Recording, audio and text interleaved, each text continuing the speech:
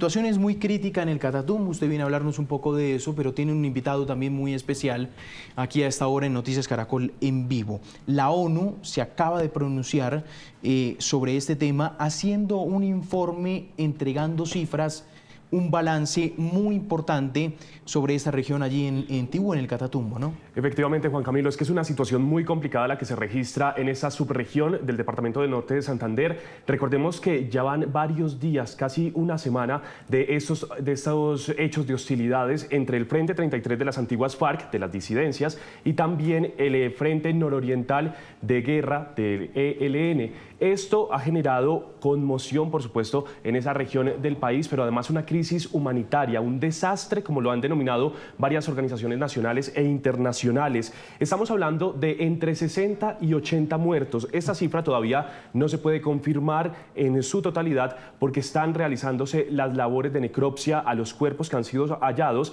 y además hay otros cuerpos que no han podido ser recuperados en algunos sectores, en algunos municipios de esa región. También entregaba, por ejemplo, hoy la Defensoría del Pueblo una cifra de más de 20.000 desplazados que se estarían registrando en esa región, y esto por supuesto genera alerta en todo el país. Dice la ONU en uno de las cifras que más impacta, 46.000 niños y adolescentes con amenazas y estigmatización, en desescolarización y también estigmatización de líderes sociales y el homicidio de los firmantes de paz, al igual que un confinamiento de más de 1.000 personas en este informe. Vamos a saludar al invitado que lo tenemos ya conectado. Daniel es Juan Carlos Monge, es el representante encargado de la ONU de los Derechos Humanos. Representante, buenos días. Muy buenos días, Daniel y Juan Camilo.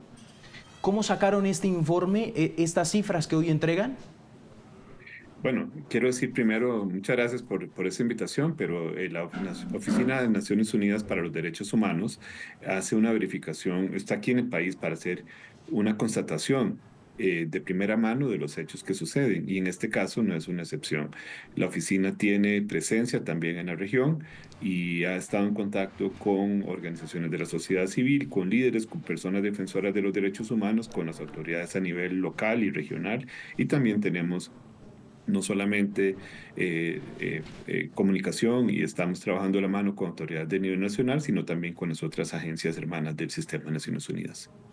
Representante, son muchas situaciones las que preocupan en la subregión del Catatumbo. Sin embargo, lo que está pasando con los líderes sociales y con los firmantes del acuerdo de paz es catastrófico. Están siendo perseguidos, individualizados, están yendo casa a casa a buscarlos, y eso lo hemos venido viendo desde la semana anterior. ¿Qué ven ustedes y cómo analizan este panorama? ¿Qué está pasando entonces con estos representantes de derechos humanos y defensores además en esa región? Mire, para empezar, son medidas, son acciones que son violatorias de los derechos humanos. Y en este caso, en este contexto en particular, son infracciones del derecho internacional humanitario. Ninguna persona debe estar sometida ni a amenazas ni a la privación de su vida. En este caso, hemos constatado por lo menos un número de 60 personas que han sido privadas de la vida, pero la cifra podría ser mucho mayor. Constatamos en este número tan grande, en esos muy pocos días, también la muerte de 2 defensores de derechos humanos que eran conocidos por la oficina, que tenían desarrollaban un trabajo bastante conocido por sus comunidades, y de varios firmantes de la paz.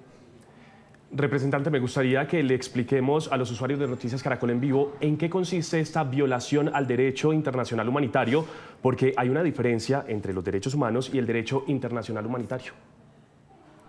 Sí, los derechos humanos son aquel marco que se han dado las naciones, son normas que han creado los mismos estados y se obligan a respetarlas. Todas las personas, como dice la Declaración Universal de Derechos Humanos, tienen algunos atributos que deben ser protegidos por los marcos nacionales e internacionales, y esos son esos derechos que hablamos: la vida, la libertad, el derecho al acceso a la justicia y demás.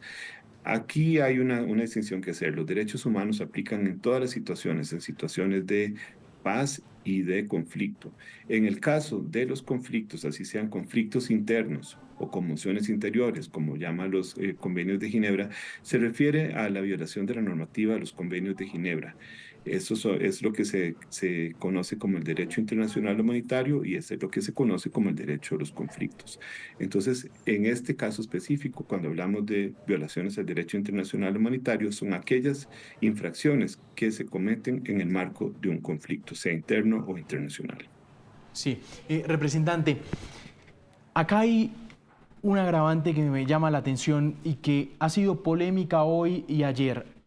La Defensoría del Pueblo en primera emisión advierte y dice: nosotros emitimos una alerta temprana, y coincide con la misma fecha de Vera Grave, la jefe de la delegación en la mesa de negociación con el ELN, donde dice que, y nos lo dijo aquí en Noticias Caracol en vivo, esto estaba cantado desde noviembre, que esto iba a pasar. ¿Usted cree que si esto estaba tan cantado, la reacción fue tardía? Mire, es un poco difícil decirlo, pero sí es importante que estas medidas, estas alertas se tomen seriamente y que se puedan acatar con suficiente eficiencia y que se pueda hacer de manera oportuna. Esto es importante que las autoridades locales, regionales, nacionales, tomen en serio las medidas que son advertidas por la Defensoría del Pueblo, que tienen no solamente esas alertas, sino también se deben discutir de manera inmediata en los próximos 15 días en un comité que se llama CIPARAT, y ahí es donde se deben tomar medidas. Probablemente no conozco el detalle de las acciones que se tomaron en este caso, pero no es la primera vez que algunas de esas alertas o no son atendidas o no son atendidas de manera adecuada con medidas eficientes y muy rápidas.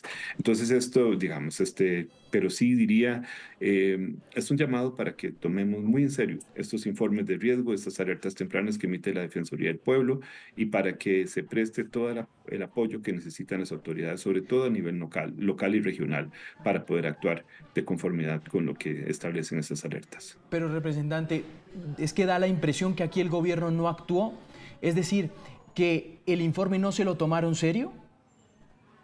Mire, no podría decirle si se lo tomaron en serio o no. Lo que sí podría decirse es que tal vez las medidas de prevención no fueron suficientes, pero eso habrá que evaluarlo con mucha serenidad y tomando en cuenta todas las acciones que se desplegaron, si fueron suficientes o no. Los estados tienen el deber de prevenir estas violaciones, garantizar y proteger a su población, los derechos de su población.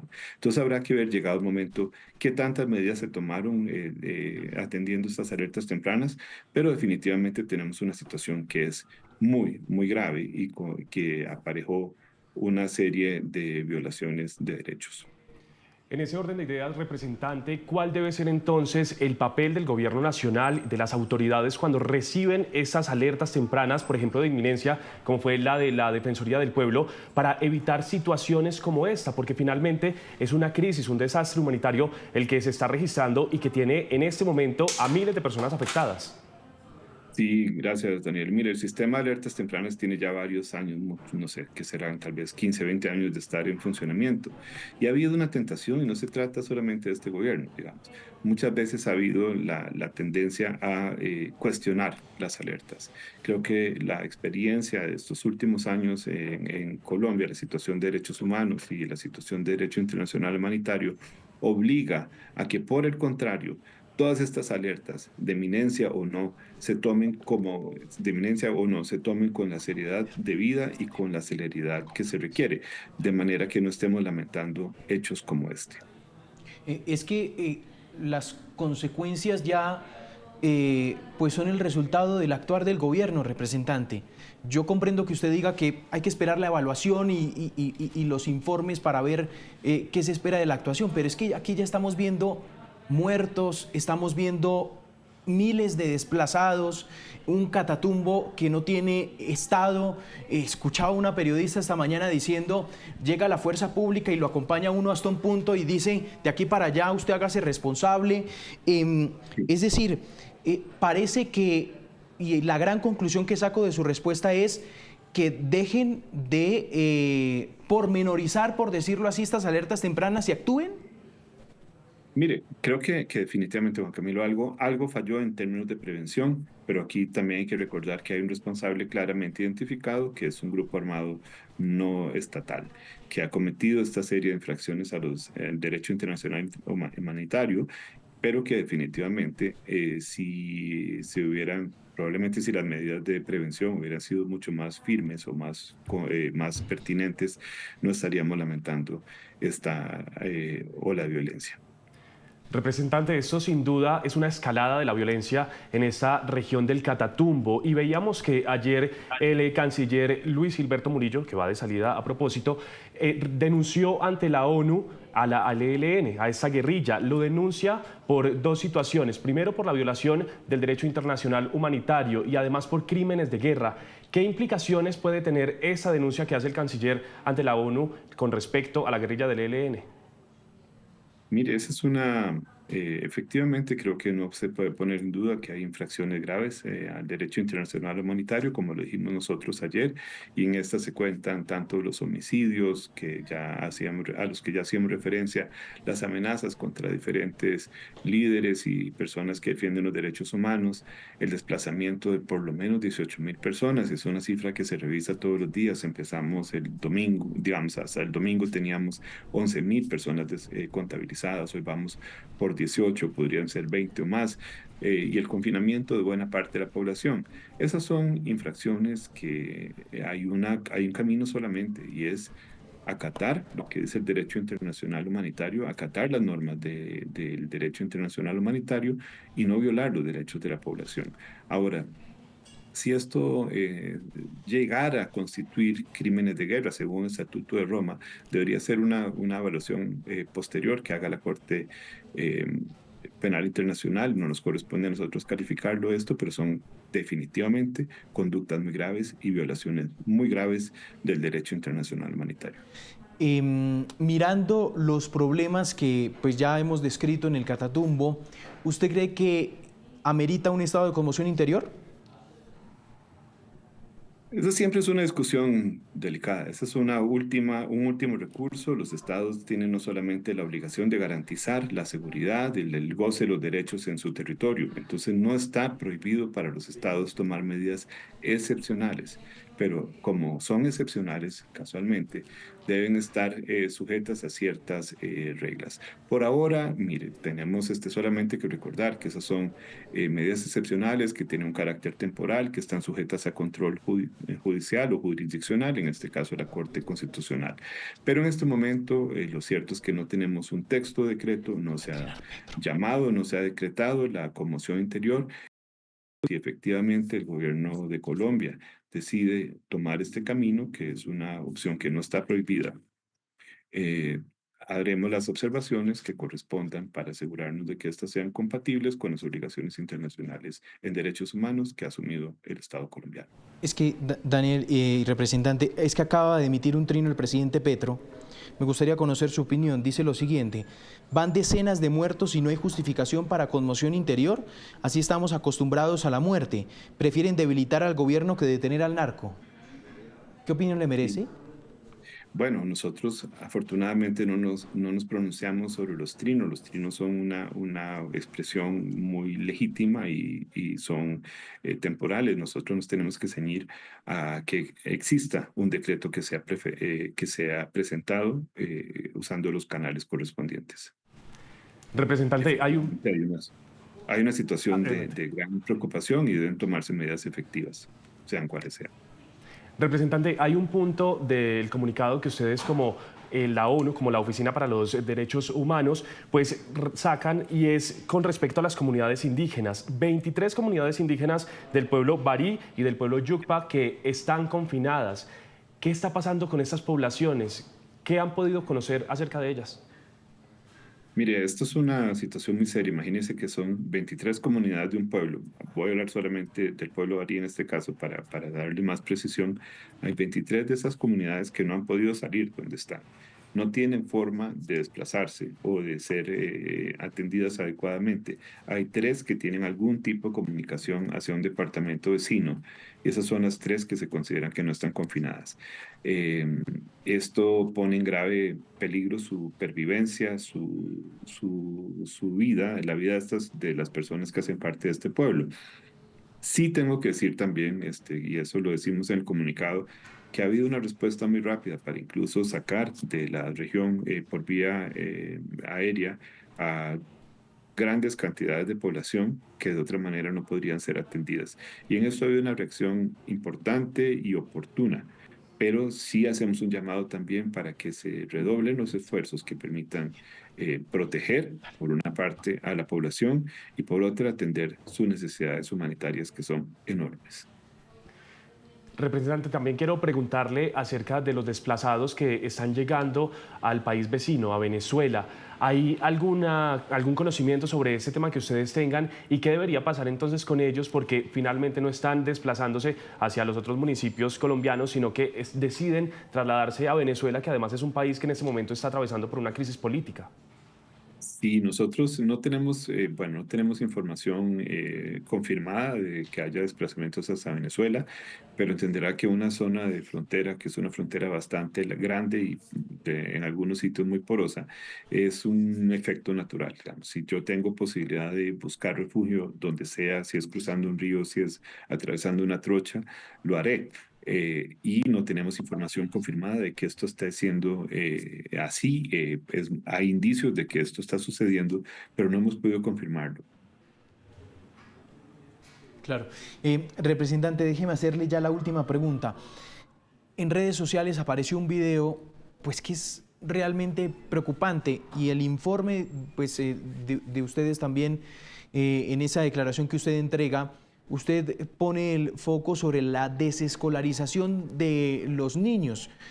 Y el video, no sé si lo tenemos ahí, unas mujeres, madres de familia, enfrentando a, ahí estamos viendo el video, a guerrilleros del ELN, este tipo cobarde, porque es un cobarde, con el arma en la mano, con civiles indefensos, enfrentándolos con niños.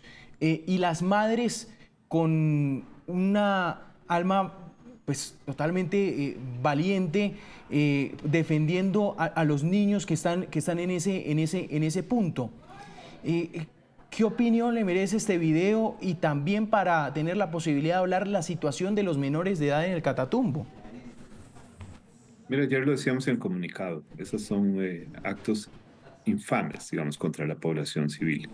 Esto es una infracción de varios principios y varias normas humanitarias y no debería permitirse. Simplemente es un acto de valor que pone en riesgo a muchas personas, pone en riesgo la vida de muchas personas y aquí es donde hacemos el llamado urgente. Ya han pasado 5 o 6 días desde que esto empezó y es el momento de que estuvieran aseguradas estas zonas y contenidas estas amenazas.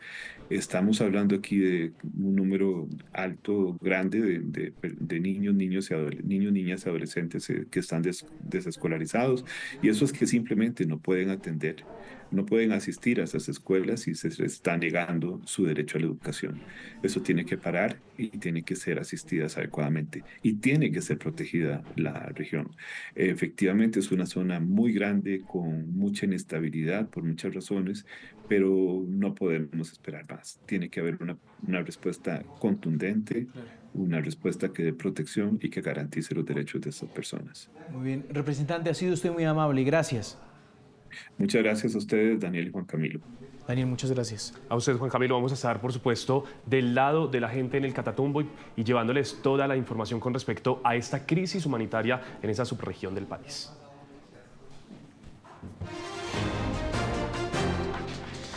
Muy bien, precisamente les desarrollo este trino del presidente Gustavo Petro que les informaba hace instantes. El presidente ya es su segundo pronunciamiento que hace sobre el tema de la conmoción interior. Dice, van decenas de muertos y no hay justificación para conmoción interior. Así estamos acostumbrados a la muerte. Dice, prefieren debilitar al gobierno que detener el narco. Este trino es respondiendo a una afirmación de el expresidente Juan Manuel Santos lo hizo en la W Radio. Dice el expresidente Juan Manuel Santos que no hay justificación, no existe justificación sobre la medida de conmoción interior. Pues ya le responde el presidente Gustavo Petro defendiendo lo que ayer declaró y lo que se espera esta tarde salga el decreto. Entonces es el pronunciamiento del presidente Gustavo Petro a esta hora, defendiendo y argumentando el por qué va a declarar el estado de conmoción interior, pero también el estado de emergencia económica. Una noticia, por supuesto, en desarrollo. 9:55. Muy bien, hablando precisamente de este tema del Catatumbo, nos acompaña la Agencia de Reincorporación, su directora nos acompaña a esta hora para hablar, Alejandra Miller, para hablar sobre este tema de los firmantes de paz, que nos tienen muy preocupados en ese sector del Catatumbo, varias denuncias de firmantes de paz, inclusive que les ha tocado salir de esta región y firmantes de paz también asesinados. Doctora Alejandra Miller, gracias por estar con nosotros. Buenos días. Camilo, muy buenos días para ti y para todas las personas que nos ven a esta hora. Directora, arranquemos, hágame una descripción o qué información tienen ustedes de la situación de los firmantes allí en esta región del Catatumbo. Bueno, en este momento la información actualizada que tenemos es que han sido asesinados 5 firmantes del acuerdo de paz. 11 más se encuentran retenidos y desaparecidos y tenemos 102 firmantes desplazados en Cúcuta y en otros municipios del departamento. Esa es, digamos, la realidad básica. También hay cientos de firmantes confinados, muchos de ellos, o la mayoría de ellos, ubicados en el ETCR de Caño Indio, en donde hoy, dado que se ha constituido como un albergue humanitario para las veredas aledañas, pues hay 718 personas que están pendientes de ser atendidas en ese albergue o en ese refugio humanitario en el que se ha constituido el ETCR. El ETCR son los espacios territoriales en donde confluyen muchos firmantes del acuerdo de paz que están desarrollando su proceso de reincorporación. Sí, directora, ¿en qué momento los firmantes de paz pues empiezan a sufrir de este nivel de violencia por parte del ELN? Es que aquí estamos viendo relatos tan preocupantes como que en veredas van de casa en casa buscándolos. Así es, digamos que hay un señalamiento, una estigmatización por parte del grupo armado, en este caso el ELN, frente a quienes firmaron el acuerdo de paz, señalándoles de ser auxiliadores o apoyos de la otra guerrilla contra la que están en este momento en disputa, que es el Frente 33 de las disidencias de las FARC. Entonces, los firmantes, pues por supuesto, están en altísimo riesgo. No hay razón alguna por la cual la forma, violando todos los parámetros del DIH, el ELN ha actuado contra los firmantes y contra la población civil, pueda ser admitida.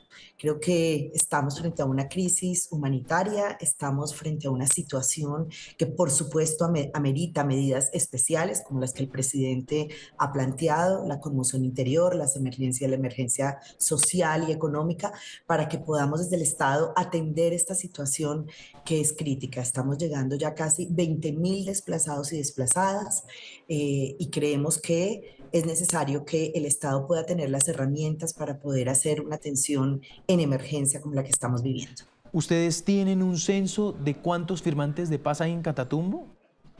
Sí, nosotros tenemos 464 firmantes en todo el Catatumbo y 102 están desplazados, más quienes han sido asesinados y están desaparecidos en este momento. Estamos hablando de que casi el 25% de los firmantes de paz están siendo afectados de manera directa, pero además, claro, los otros también están en alto riesgo, dado precisamente las comunicaciones que ha sacado el ELN y los señalamientos que ha hecho a los firmantes de paz. Doctora, ¿ustedes tienen la cifra confirmada de homicidios de firmantes de paz? ¿Cuántos son hoy? 5. Tenemos confirmados 5 firmantes y 11 que están retenidos y desaparecidos. No sabemos digamos, en este momento cuál es su condición. Claro. ¿Cuál es el papel de estos firmantes de paz en el territorio? Expliquémosle un poco a la Bueno, gente. ¿Qué hacen ellos? pues estas son las personas que en el 2016 firmaron un acuerdo de paz con el Estado colombiano, dejaron las armas e iniciaron su proceso de reincorporación a la vida civil.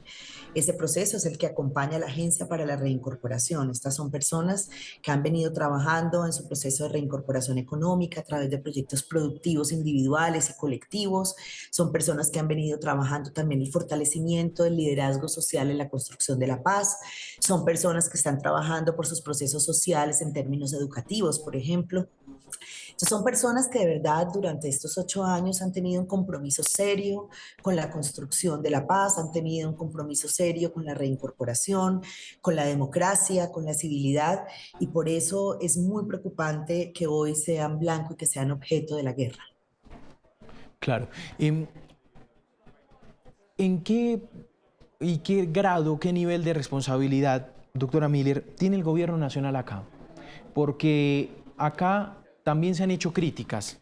¿Qué tanto les han garantizado la seguridad a ellos?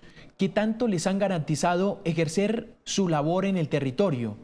Porque pues aquí también aparecen críticas a que hay una omisión de acción del Estado tremenda en el Catatumbo.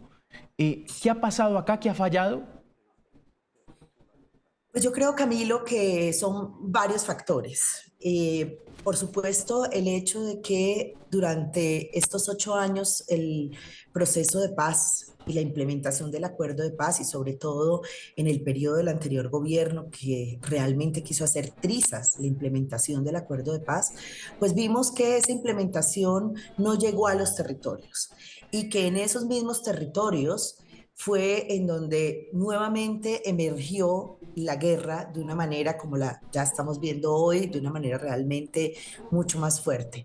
Si durante este periodo realmente el Estado colombiano hubiera actuado con responsabilidad y con cumplimiento, pues seguramente no tendríamos los niveles de copación del territorio, ocupamiento del territorio que tienen hoy varios de estos grupos armados, que en el 2016 realmente no existían o eran realmente muy, muy pequeñas esas disidencias que se dejaron crecer justamente porque el Estado y particularmente, creo yo, el gobierno del expresidente Duque decidió políticamente no llegar a esos lugares, no implementar el acuerdo de paz, y estos grupos fueron creciendo. Por supuesto, lo que tenemos hoy entonces es en que en varios territorios donde coinciden, por supuesto, esta permanencia de firmantes del acuerdo de paz, pues estos grupos han venido teniendo una disputa territorial por distintas razones, entre otras las economías ilegales, etcétera, pero crecieron a unas dimensiones que por supuesto están poniendo en riesgo a los firmantes del acuerdo de paz, a la sociedad civil en general. Yo creo que el intento de la paz total ha sido justamente eso, la posibilidad de que a través de la paz podamos nuevamente transformar esos territorios, traer paz a esos territorios y generar procesos de transformación social y económica en esos territorios. Lamentablemente, pues este tipo de acciones como las que promovió el ELN y lo que estamos viendo también en otros territorios, pues dificulta sin duda alguna la acción del Estado, porque nuevamente tenemos que concentrarnos en el tema de la guerra y no en el tema de la transformación de los territorios o de la protección de la sociedad. Yo sí creo que confluyen varios factores, por supuesto, en términos de las dificultades que cada vez se hacen más evidentes para proteger la vida de los y de las firmantes. No se puede proteger la vida solamente a través de escoltas o camionetas blindadas, etcétera. Esa es una parte, pero definitivamente si no logramos garantizar la paz territorial, pues va a ser muy difícil Pero, que efectivamente la vida de los firmantes, de los líderes directora, sociales, es que de las comunidades sea efectiva. claro, este es un debate muy interesante, directora, pero garantizar la paz territorial se traduce, lo primero es hacer presencia en el territorio, y presencia es lo que no hay. Seguramente hay paz si hay presencia del Estado. Uno no explica, directora, cómo es posible que hoy militares no pueden pisar zonas del Catatumbo, porque no se hacen responsables, y no se hacen responsables tampoco por los civiles que circulan por algunas calles. Es que la situación es preocupante y aquí pues, ¿qué nivel de autocrítica hay por parte del gobierno? Usted me nombra 5 firmantes asesinados, 11 desaparecidos, el 25% de los firmantes de paz en una situación crítica de los 464 que hay. ¿Qué nivel de autocrítica hay por parte del gobierno, que ya lleva 2 años? Camilo, yo creo que aquí hay que tener en cuenta varias cosas. Primero, quien ejecuta esta acción armada no es el gobierno, por supuesto. Entonces, las responsabilidades de esta circunstancia están fundamentalmente en el actor armado. Segundo, yo sí creo que el gobierno, en medio de enormes dificultades, sin duda alguna, ha venido trabajando en un esfuerzo por la construcción de la paz a través de la paz total. Tercero, yo creo que las dinámicas de la guerra se han venido transformando también en el país. Entonces, no es que el ejército no puede ingresar, lo que pasa es que ingresar bajo la lógica de tierra arrasada también puede generar entonces unas circunstancias todavía mucho más dolorosas para las comunidades que viven allí. Yo soy partidaria 100% siempre de que es la posibilidad del diálogo, de la negociación, de la conversación, lo que realmente va a sacar a Colombia Directora, de pero esta. más, es que Sí, muchos más. más diálogo, Sí, porque es sí. decir, el ELN, es claro, más diálogo, más opciones, cuando no ha mostrado una sola voluntad de paz.